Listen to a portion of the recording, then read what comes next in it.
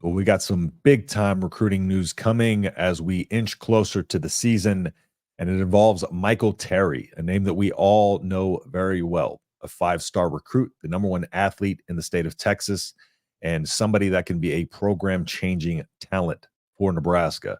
Now, I'll give an update on what game he's going to come to, and also where he stands with the other two schools as it currently sits and what he plans to do with those schools. Now, first things first, my name is Justin Adams, I'm the content creator here at Nebraska Football, the voice of college football. If you like what I'm doing here, drop a like, let me know what you think in the comments, and click that bell notification, subscribe to be up to date with all the latest and greatest and Huskers breaking news, etc. And yeah, just join the community. It's a good time, and yeah, join the conversation below. So, but without further ado, let's just jump right into it with Michael Terry. Now, Michael Terry, of course, being a 4 or 5 position player that can play all those positions at a high level, would be an absolute program changing player for Nebraska. He would come on and he would do everything. He plays offense, defense. He ran the quarterback position. You name it, he's probably played it. You name it, he probably can play it, right? So, what game is he planning on visiting? It appears, according to his dad, that will be the Colorado game, right? The Colorado game he will be out here visiting. And we're going to try to, kind of see what Texas's plan is in that regard. It would appear that Texas right now is the favorite, Nebraska second, Oregon probably third. But I'm going to dive into a little bit of what their plan might be and how they might try to block Nebraska from being able to accomplish this. But first, what his dad had to say about Nebraska, so he said, the thing of it is, I swear they got everything perfect. They got everything perfect. The way they're staffed and all those guys, they have a real good staff. The people, man, we go places. They took us downtown and everyone knew who Michael was. They came up to us, not acting crazy, just with a how you doing and go about their business. You just get a relaxed feeling. You feel comfortable when you're there. Coach Rule, that's a cool dude. The school, everything is convenient, right? So that's high praise right there from his dad. And again, of course, his dad being, giving the indication that they want to come back and visit. And it would appear that his dad is a big part of this process. And you'll hear when I break down what he said about the other schools, that relationships are important. And that's one of the big things that this staff does well, as we've, seen throughout the recruiting process of these players. So the Colorado game will be the game that Michael Terry comes to visit, right? Nothing confirmed yet, but his dad all but said we're going to be at that game. So now moving forward to Texas, who I believe is in the lead for him. Of course, he's from San Antonio, so proximity to home. He has stated that he would love to stay in the state of Texas. His priority and his preference going into this recruiting process was to stay as close to home as possible. So Texas has that innate built-in advantage. On top of that, Texas also has the advantage of winning recently and NIL, right? It's hard to compete for any school to compete with Texas in terms of NIL, even though Michael Terry has stated NIL is not his number one thing. Okay. So let's also take that into account. Now, what does this mean for Texas? Texas has invited him out to the first game of the season, I believe, against Colorado State, right? And when he was talking about what Texas has to offer, and they also said they were eyeing the UGA game and was invited to the opener against Colorado State. But he said Texas is Texas.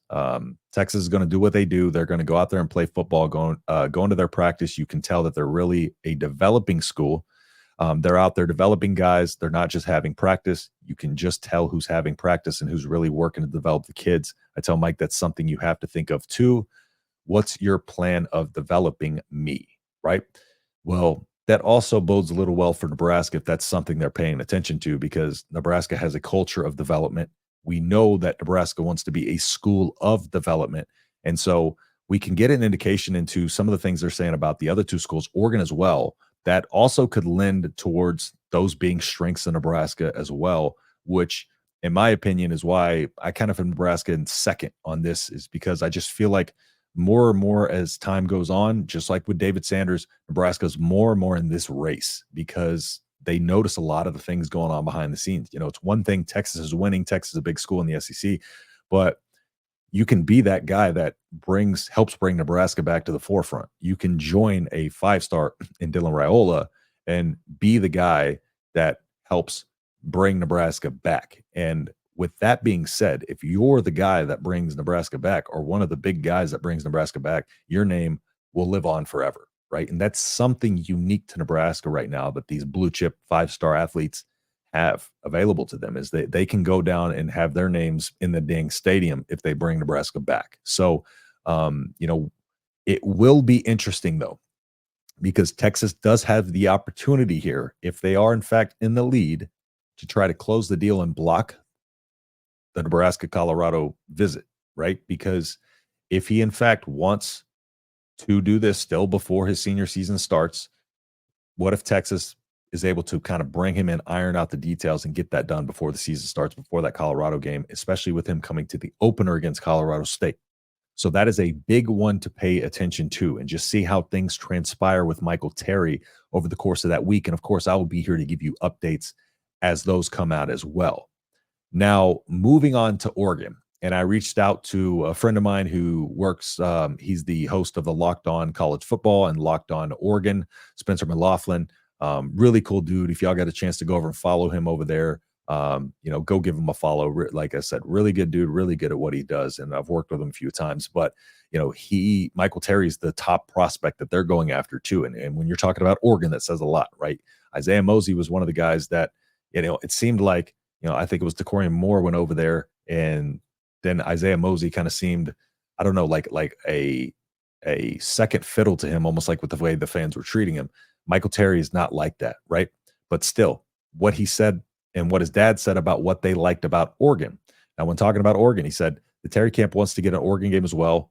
He talked about the advanced offense, the relationship with Dan Lanning, right? So there's no set scheduled visit or no game that they're specifically eyeballing for Oregon. They do know that they want to try to get back, but again, they really haven't thought forward enough to know which game that is even going to be.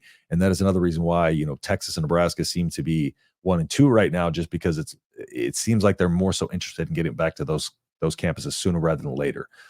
Now, when talking about what Oregon brings to the table, they were talking about how the relationships with Dan Lanning and Will Stein, have caught their eye and caught their attention.